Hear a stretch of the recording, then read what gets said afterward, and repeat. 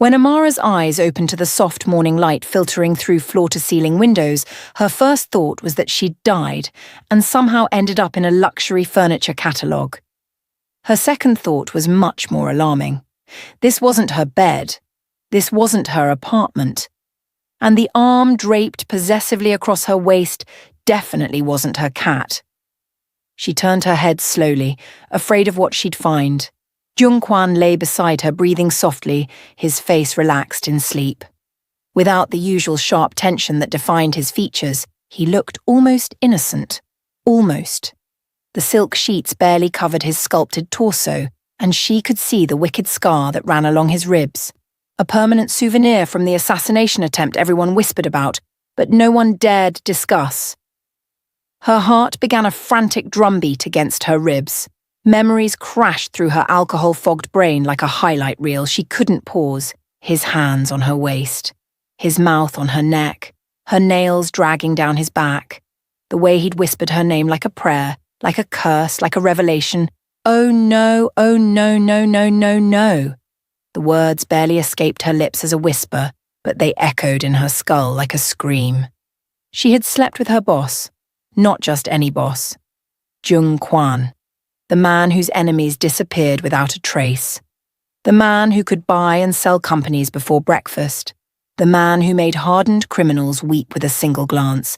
And she, Amara Thompson, his overworked and apparently spectacularly stupid assistant, had fallen into his bed like some cliché from a terrible romance novel. Panic clawed up her throat. She needed to leave, now. Before he woke up. Before this became something they'd have to acknowledge in the harsh light of day, before she had to see the regret in his eyes. Carefully, moving with the precision of a bomb disposal expert, she slid out from under his arm. He stirred slightly, murmuring something in Korean she didn't catch, and her heart stopped entirely. But he didn't wake, just shifted slightly, his hand reaching for where she'd been, finding only empty sheets. For one dangerous moment, she almost climbed back in, almost let herself believe this could be real. But reality was a cruel teacher, and Amara had learned its lessons well. Men like Jung-kwan didn't fall for women like her. They collected experiences, not equals. She was an itch he'd scratched, nothing more. Her clothes were scattered across his bedroom like evidence at a crime scene. She gathered them silently, her hands shaking slightly as she pulled her dress over her head, not bothering with the zipper. Her shoes were in the hallway, her purse was God knows where. She found her heels near the staircase and carried them, walking barefoot across the cold marble, feeling like a thief stealing away with something that was never meant to be hers.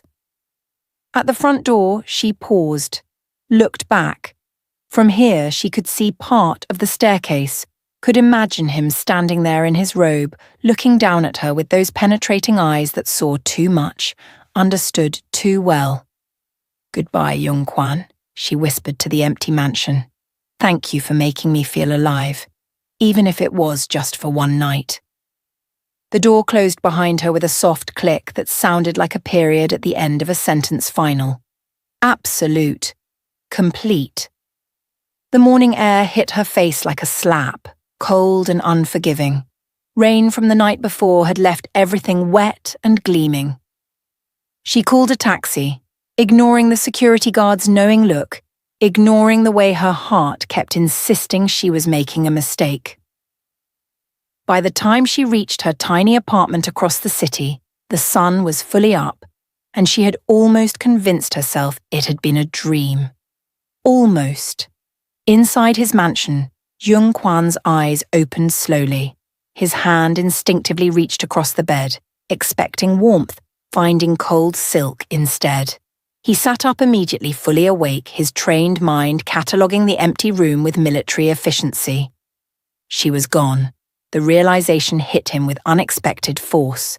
Not disappointment, he was too disciplined for that. Not surprise. People always left eventually. But something else. Something unfamiliar and unwelcome loss. For 5 years he'd been a ghost in his own body.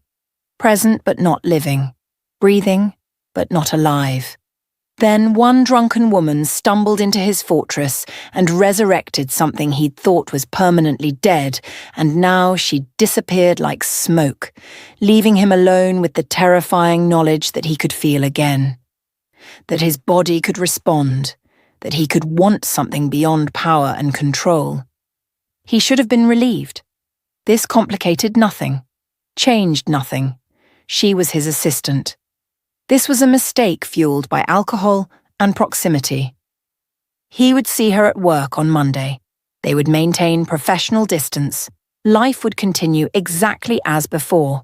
But as he showered, washing away her scent, finding a long braided hair on his pillow that he stared at for far too long before throwing away, Jung Kwan realized something that should have terrified him. He didn't want life to continue as before. For the first time in 5 years, he wanted more. And the woman who'd given him that dangerous gift had vanished into the Seoul morning, taking his peace with her. "We'll see about that, Amara Thompson," he said quietly to his reflection, watching water stream down the mirror. "We'll see about that." Monday morning arrived with the subtlety of an execution. The elevator ride to the executive floor felt like ascending to her own trial. Amara had spent the entire weekend practicing her poker face in the mirror, rehearsing casual greetings that didn't sound like, "I've seen you naked and it's ruined my life." She'd chosen her most conservative suit, charcoal grey, buttoned to the throat, hemline well below the knee, professional armour, emotional riot gear. The plan was simple. Be polite. Be distant. Be so incredibly normal that the universe itself would be convinced nothing had happened. The elevator dinged. The doors opened. Her carefully constructed composure immediately began to crack.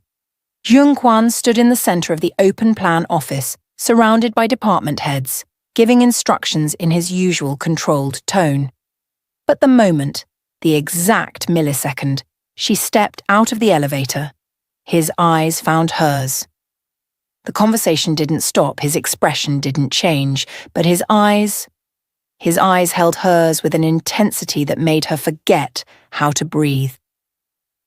It lasted maybe 3 seconds. 3 seconds that felt like 3 hours. 3 seconds where the entire weekend replayed between them in silence, every touch, every gasp, every whispered word. Then he looked away, continuing his sentence without missing a beat, and Amara realized she'd been holding her breath. She walked to her desk on legs that felt like water, hyper-aware of every step, every movement, convinced that everyone could somehow see what had happened, written across her skin like a tattoo. Her desk was exactly as she'd left it Friday afternoon, same scattered files, same coffee mug, same sticky note reminding her to update the quarterly reports. Everything the same, except everything was different, Miss Thompson. His voice cut through the office ambient noise like a knife. She looked up.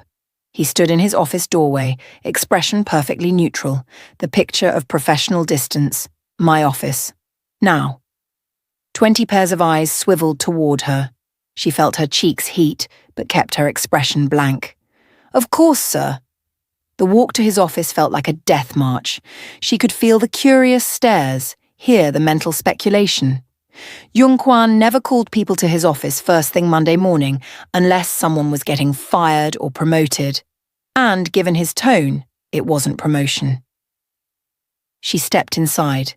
He closed the door behind her with a soft click that sounded deafening. For a long moment, neither spoke. He stood with his back to her, looking out the floor-to-ceiling windows at the Seoul skyline. His hands were clasped behind his back, posture military perfect. She waited, heart hammering, wondering if she should speak first, apologize, resign. "You left." His voice was quiet, dangerous. She struggled to find words. "I thought it was best." Best. He repeated the word like it was foreign. "You sneak into my home, into my bed, give me something I thought was lost forever, then disappear before dawn without a word, and you thought that was best." "I didn't sneak," she started defensively. "You weren't invited." He turned to face her, and the look in his eyes stopped her protest cold. "Yet you came anyway. Do you understand what that means?" In my world? When someone enters my private space uninvited? I brought the file you requested, she said weakly. I requested you send it, his jaw clenched, not deliver it personally in a cocktail dress at midnight. I misread your message. I was drunk, he finished. Yes, I noticed. He stepped closer. Tell me, Miss Thompson, do you often make life-altering decisions while intoxicated? Her temper flared. Are you calling me unprofessional? I'm calling you reckless. Another step closer. Dangerous. Another step. And completely impossible to forget. She froze. Her carefully prepared defenses crumbled, because there was no anger in his voice despite the harsh words. There was something else, something raw and honest and terrifying, sir. Don't. He was close enough now that she could smell his cologne. Don't call me sir. Not after Saturday night. Not after I've had you in my bed, heard you scream my name, felt you… Stop. Her voice cracked. Please stop. Why? He tilted his head. Why should I stop? You started this. You walked into my home. You kissed me first. You… Because it was a mistake. The words exploded out of her. It was drunk and stupid, and it can never happen again. You're my boss. I'm your assistant. This, she gestured between them, is impossible. Nothing is impossible, he said quietly. I learned that Saturday night. When my body responded to you, when I thought I'd never feel anything again, when you made me feel human for the first time in 5 years, that should have been impossible. But it happened. Tears pricked her eyes. That doesn't change reality. This can't work. We can't… Have dinner with me, she blinked. What? Dinner, he repeated. Tonight. Let me take you somewhere. Not as your boss. As the man who can't stop thinking about you. I have plans, she lied. Cancel them. It wasn't a request. She should have said no, should have maintained boundaries, should have protected her heart from the inevitable devastation. But when Yung Kwan looked at her like she was the answer to a question he'd been asking for years, Amara's resolve shattered.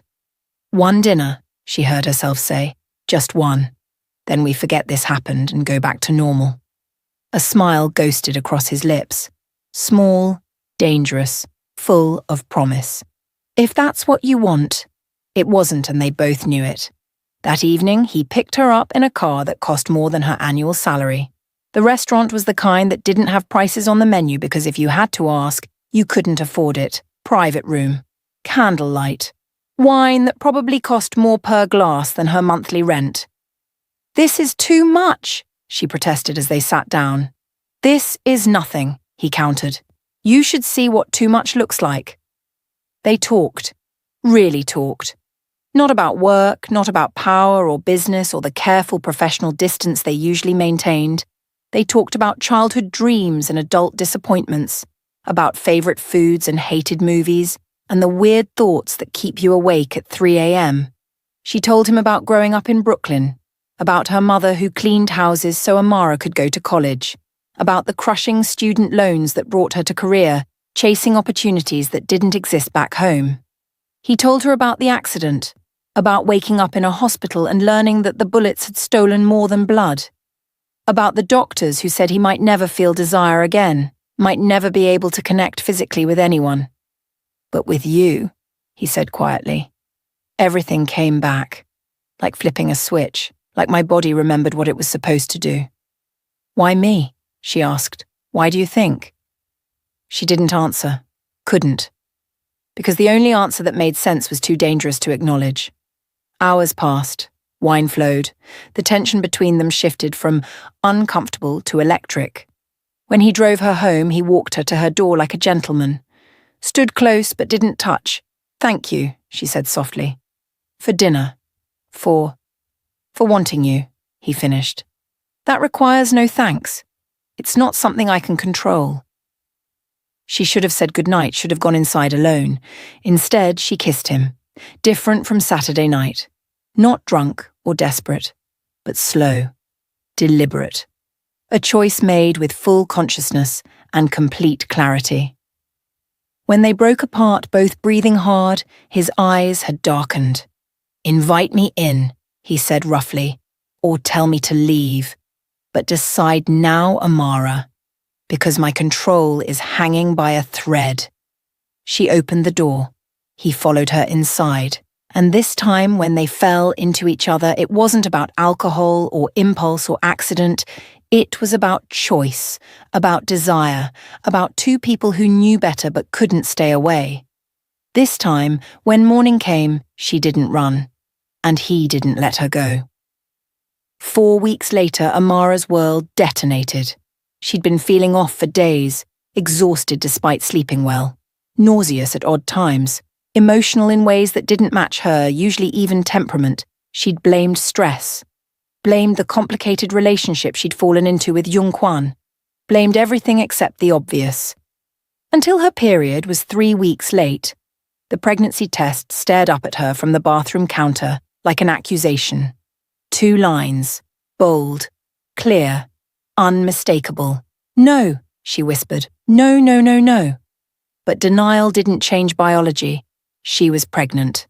With Jung Kwan's child, the man who could barely acknowledge their relationship in public, the man whose world was violence and power and control, the man who made enemies disappear and collected scars like trophies.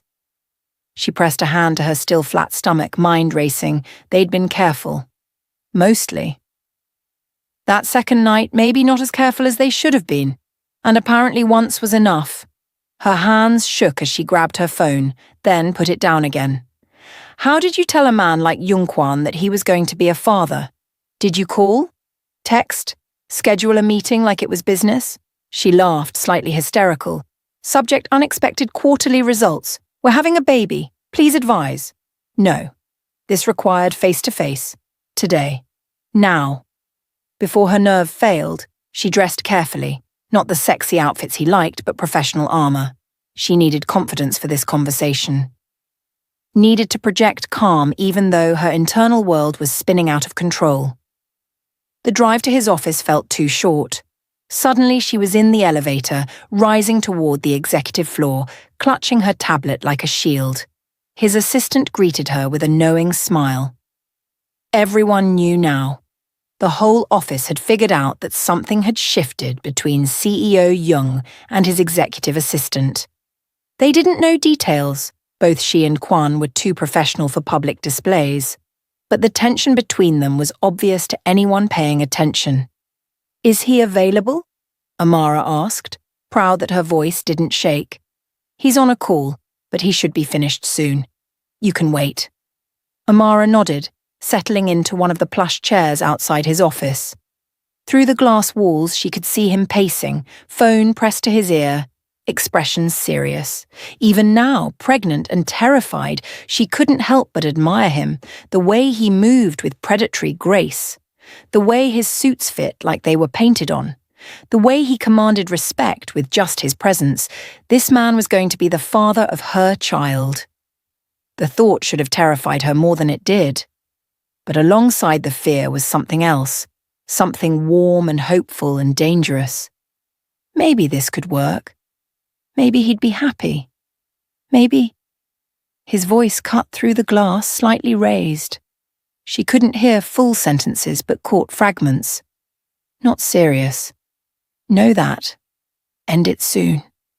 Her heart clenched. Who was he talking about? What wasn't serious?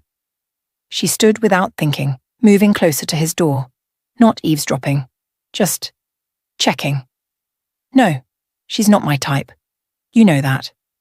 His voice was clear now. Amara froze. It was supposed to be nothing, just a way to feel something again. The world tilted, her vision blurred. Yes, she's excellent at her job. But don't worry, I'll end it soon. End it soon. End it soon. End it soon. The words echoed in her skull like a death knell.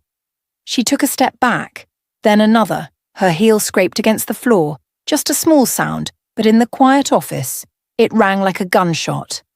Through the glass, Jung Kwan's head snapped toward the door, their eyes met, and in that frozen moment, Amara watched his expression transform from business casual to horrified realization.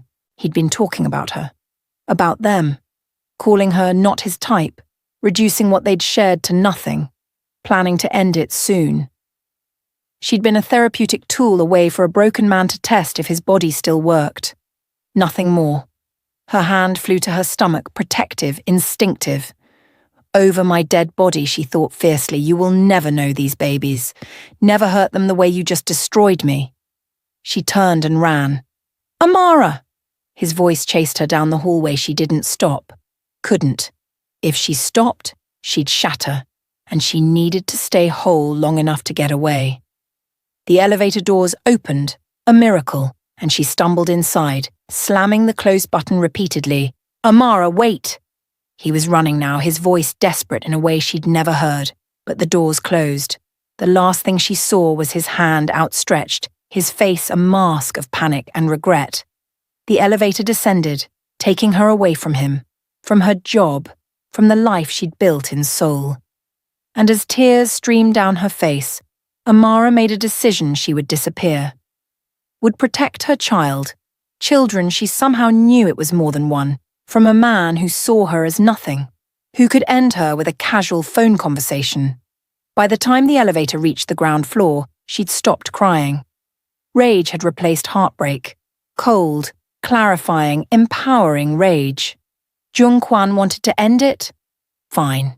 She'd end it first. She'd end it so completely he'd never find her. By midnight, her apartment was empty. By dawn, she was on a plane, and somewhere in Seoul, in a luxury office that suddenly felt like a tomb, Jung-Kwan stood at his window and realized he'd just destroyed the only thing that mattered. 3 years. 3 long, empty, devastating years. Jung-Kwan had torn the world apart looking for her. He'd hired every investigator, bribed every official, called in every favor his criminal empire could muster. Amara Thompson had vanished more completely than his enemies, who'd been permanently erased. No credit card trail, no phone records, no digital footprint. It was like she'd been erased from existence. He'd replayed that phone conversation 1,000,000 times. His friend had called to mock him, to tease about the rumors that the untouchable Jung-Kwan had fallen for his assistant, and he'd responded the way he always did, with cold denial, with calculated distance, protecting his reputation, his image, his carefully constructed armor. He'd said the words without thinking, hadn't meant any of them. But she'd heard, and she'd believed. Why wouldn't she? She'd overheard him reducing their entire relationship to nothing, calling her not his type when she was the only woman who'd ever made him feel whole. His empire grew, his power expanded. His enemies fell like dominoes, but every victory felt hollow, every conquest meaningless. He'd won everything except the only thing that mattered. People noticed the change. The already cold CEO became glacial. The dangerous man became deadly. His temper, usually controlled to perfection, developed an edge that made his subordinates walk on eggshells. He wasn't eating well, wasn't sleeping, was slowly destroying himself from the inside out, with guilt and loss, and the soul-crushing knowledge that he'd driven away the best thing that ever happened to him. His therapist, yes, Jung-Kwan now had a therapist, another shock to his system, suggested he was experiencing delayed grief. You've lost something precious, Dr. Kim said carefully, probably aware that past clients who'd annoyed Jung-Kwan had mysteriously stopped showing up to appointments, and you're punishing yourself. I deserve punishment, Kwan replied flatly. Then forgive yourself, Dr. Kim suggested, or find her and ask her forgiveness. But he couldn't do either because he didn't deserve forgiveness. And Amara had made it clear she never wanted to be found. Until a random Tuesday afternoon changed everything. He'd been having chest pains. Stress, his doctor said. You're 33 years old and heading for a heart attack. Slow down. So he'd gone to Seoul National Hospital for a cardiac workup, annoyed by the whole process. The hospital was busy, crowded. He was waiting for test results, standing in the main corridor when she walked past. For a moment he thought he was hallucinating grief-induced delusion, because it couldn't be her. But then she turned her head and their eyes met, and Jung-Kwan's carefully controlled world exploded. She was wearing scrubs. Her hair was different, shorter, professional. Her face was thinner, more tired. But it was unmistakably her. Unmistakably, Amara time stopped. The hospital noise faded. Nothing existed except her face, her eyes, and the 3 years of agony between them. She saw him. Recognition flashed across her face, and then something else, something that looked like pure hatred. She turned sharply and walked away fast, heading toward the exit. "Amara!" His voice cracked on her name. She didn't stop. He followed, his longer strides eating up the distance. People stared. He didn't care she'd come back to Seoul. She was here, real, alive. "Amara, please!" She spun around in the parking lot, and the force of her fury nearly knocked him back. "Don't you dare say my name like we're familiar." The words hit him like bullets. Her voice was different, harder, colder.